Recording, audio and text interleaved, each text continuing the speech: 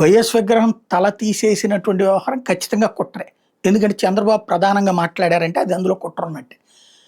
వాస్తవంగా ముందైతే 2018లో అతను వైసీపీలో చేరాడు. అప్పటి నుంచి వైసీపీలోనే ఉన్నాడు అన్నటువంటిది ఫస్ట్ తెలుగుదేశం అనుకూల మీడియా అంతా బాగా ప్రొజెక్ట్ చేసింది. వాళ్ళ సోషల్ మీడియా వాళ్ళ మీడియా అంతా కూడా.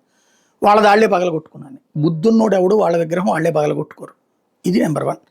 రెండోది వచ్చేటప్పటికి తర్వాత తేరుకున్న అతి తక్కువ ప్రచారమే చేసుకోగలిగింది వైఎస్ఆర్ కాంగ్రెస్ పార్టీ. అతను జనసేన నాయకుడని, జనసేనలో చేరాడని, తర్వాత తెలుగుదేశంతో కూడా కలిసి ఉంటున్నాడు అంటే జనసేనతో తెలుగుదేశంతో కలిసి ఉన్నాడు. ఆ ఫోటోలు వీళ్ళు ప్రొజెక్ట్ చేశారు.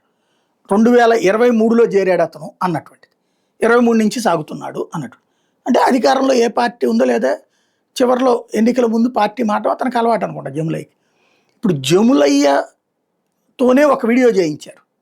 ఏమని, నేను వైఎస్ఆర్ కాంగ్రెస్ పార్టీలో కొనసాగుతున్నాను, మా ఆవిడికి ఉద్యోగం వచ్చింది, నాకు కూడా ఉద్యోగం, వాళ్ళ ఆవిడ కూడా ఇది చెప్పింది.